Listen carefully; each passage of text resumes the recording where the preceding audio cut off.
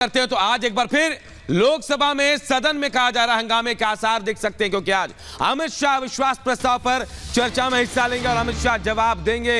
जी हां, अमित शाह शामिल होने वाले हैं लोकसभा में और अविश्वास प्रस्ताव पर सदन में जो चर्चा हो रही है उसमें अपना पक्ष रखने वाले हैं। ये बड़ी खबर आपको बता रहे हैं, अमित शाह जवाब देंगे और स्मृति ईरानी, निर्मला सीतारमण भी हिस्सा लेंगे। सुबह 11 बजे से लोकसभा में अविश्वास प्रस्ताव पर चर्चा है। कल की तस्वीरें भी हमने आपको दिखाई थी, एक के बाद एक घमासान नजर आ रहा था, आरोप प्रत्यारोप लग रहे थे और आज अमित शाह जवाब देंगे।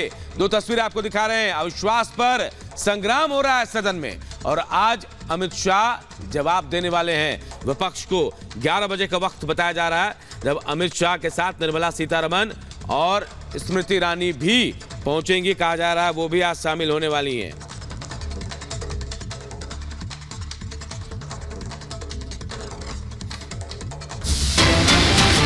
और बड़ी खबर की बात कर लेते हैं, आज भारत छोड़ो आंदोलन की वर्षगांठ है और विपक्ष के खिलाफ एनडीए की हुंकार भी दिखेगी। आज संसद परिसर में बीजेपी का प्रदर्शन है, परिवारवाद, भ्रष्टाचार और तुष्टीकरण पर वार होगा। गांधी प्रतिमा के सामने जुटेंगे तमाम बीजेपी सांसद।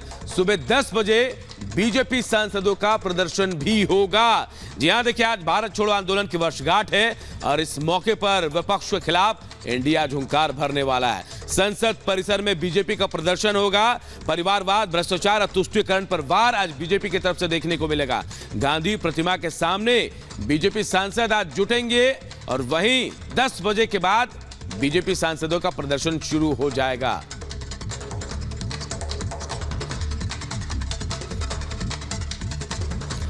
और लगातार वार और पलटवार हो रहा है सत्ता पक्ष और विपक्ष में। अनुराग ठाकुर ने क्या कुछ कहा, जरा सुनाते हैं। कि वर्ष 1942 में महात्मा गांधी जी ने भारत छोड़ो के आह्वान से राष्ट्र को प्रेरित किया और उस समय भारत छोड़ो अंग्रेजों के खिलाफ था। आज देश हर बुराई को कह रहा है, क्विट इंडिया, इंडिया छोड़ो। Corruption, quit India. Nepotism, quit India. Appeasement, quit India. भ्रष्टाचार, इंडिया छोड़ो। परिवारवाद, इंडिया छोड़ो। तुष्टीकरण, इंडिया छोड़ो। तो आइए मिलकर संकल्प लें इन बुराइयों को, क्विट इंडिया। और देखिए लोकसभा में अविश्वास प्रस्ताव पर वार पलटवार हो रहा है, पक्ष विपक्ष एक दूसरे पर तीर चला रहे हैं और आज और भी हंगामा होने के आसार हैं, क्योंकि आज अमित शाह अविश्वास प्रस्ताव पर विपक्ष को जवाब देने वाले हैं। अमित शाह के अलावा निर्मला सीतारमण होंगी, स्मृति ईरानी भी होंगी। रिपोर्ट आपको दिखाते और बताते हैं क्या कुछ चल रहा है सदन में।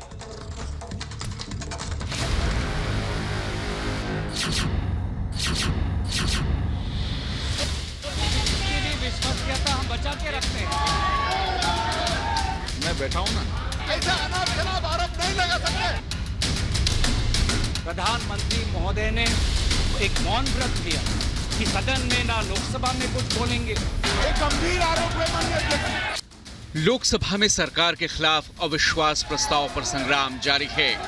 आज सरकार की तरफ से गृह मंत्री अमित शाह, वित्त मंत्री निर्मला सीतारमण और कैबिनेट मंत्री स्मृति ईरानी विपक्ष को जवाब देने के लिए मोर्चा संभालेंगी। कल लोकसभा में अविश्वास प्रस्ताव पर बहस की शुरुआत कांग्रेस की तरफ से की गई तो सबको उम्मीद थी कि चर्चा की शुरुआत राहुल गांधी करेंगे, लेकिन मोर्चा संभाला गौरव गोगोई ने। गौरव गोगोई ने मणिपुर पर पीएम मोदी की चुप्पी पर सवाल उठाए तो वहीं निशिकांत दुबे ने कांग्रेस को परिवारवाद पर घेरा। पर देश के मुखिया होने के नाते प्रधानमंत्री मोदी जी क्यों नहीं गए, ये है सवाल पहला। सवाल दूसरा कि लगभग 80 दिन क्यों लगे प्रधानमंत्री मोदी जी को मणिपुर पे कुछ बोलने के लिए, और जब बोले तो सिर्फ 30 सेकंड के लिए बोले। प्रधानमंत्री मोदी जी मणिपुर पर क्यों मौन हैं? शायद उस प्रश्न का उत्तर भी 3 है। पहला उत्तर कि प्रधानमंत्री मोदी जी को कबूल करना पड़ेगा कि उनकी डबल इंजन की सरकार, उनकी सरकार मणिपुर में व्यर्थ हो गई है, विफल हो चुकी है। कि सावरकर नहीं हूं मैं, सावरकर नहीं हूं मैं, आप सावरकर हो भी नहीं सकते, कभी जिंदगी में नहीं हो सकते। 28 साल उस आदमी ने जेल में गुजारा है, आप अपनी तुलना सावरकर से करते हैं। कभी सावरकर नहीं हो सकते।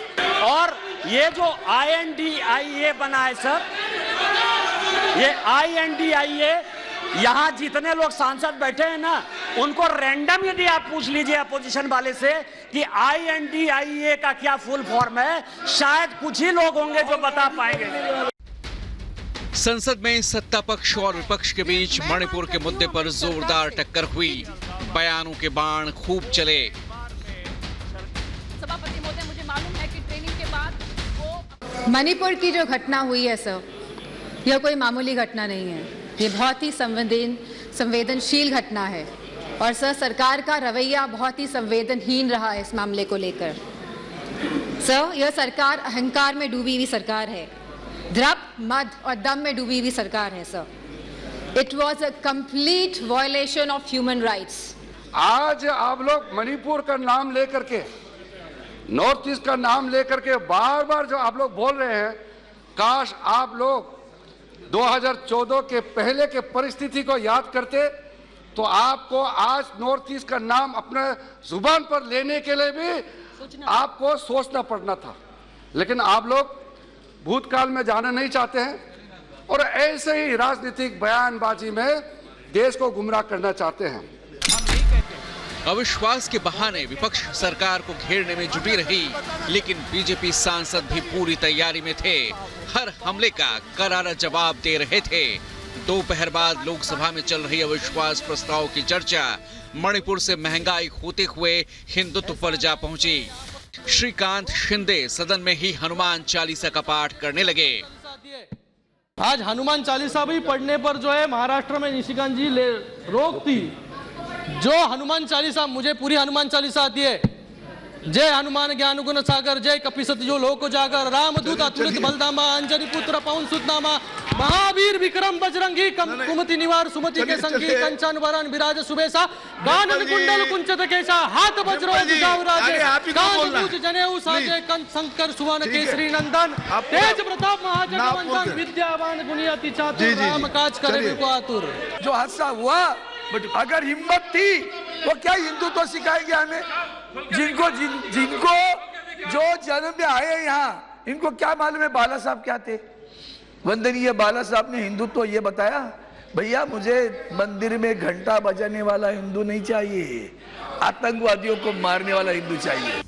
10 अगस्त को पीएम मोदी विपक्ष के अविश्वास प्रस्ताव पर चर्चा का जवाब देंगे।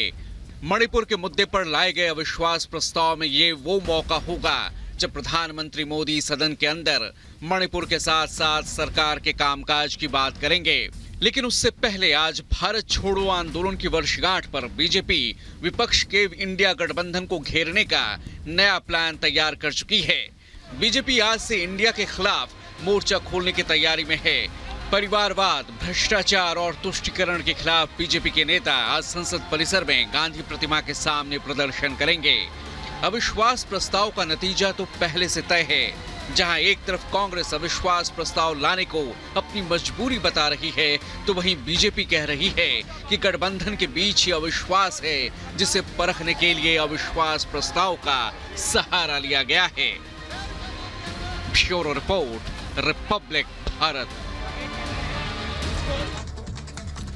और देखिए, पहली बार नहीं है जब अविश्वास प्रस्ताव लाया गया। अविश्वास प्रस्ताव और समय का खेल क्या है, हम आपको ग्राफिक्स के जरिए बता रहे हैं। 2018 में देखिए, टीडीपी अविश्वास प्रस्ताव लेकर आई थी मोदी सरकार के खिलाफ। ये पहला अविश्वास प्रस्ताव ये था। आंध्र को विशेष राज्य के दर्जे की मांग की गई थी और देखिए, इसके बाद जब मांग नहीं मानी गई तो टीडीपी ने नाराज होकर एनडीए का साथ छोड़ दिया। विपक्ष से हाथ मिलाकर अविश्वास प्रस्ताव लाया गया है। जी हां, वोटिंग में अविश्वास प्रस्ताव जो है वो पूरी तरह से फेल हो गया। इसके बाद भी देखिए, फिर विपक्षी गठबंधन में वो शामिल हो गए चंद्रबाबू नायडू। 2019 में चंद्रबाबू नायडू सबसे बुरी तरह हारे थे। एक साथ देखिए, जी हां, एक साथ लोकसभा, आंध्र विधानसभा चुनाव में उनकी जबरदस्त हार हुई। लोकसभा में सीटें घटी, आंध्र में सरकार भी गई। इसके अलावा देखिए, आंध्र की 25 लोकसभा सीटों में टीडीपी को सिर्फ 3, वाईएसआर कांग्रेस को 22 सीटें मिली लोकसभा में। इसके अलावा आंध्र में वाईएसआरसीपी की सरकार बनी और जगन मोहन रेड्डी मुख्यमंत्री बन गए। जी हां, सब खोने के बाद चंद्रबाबू को एनडीए छोड़ना गलत लगने लगा और आज अविश्वास प्रस्ताव पर सरकार के साथ वाईएसआरसीपी है।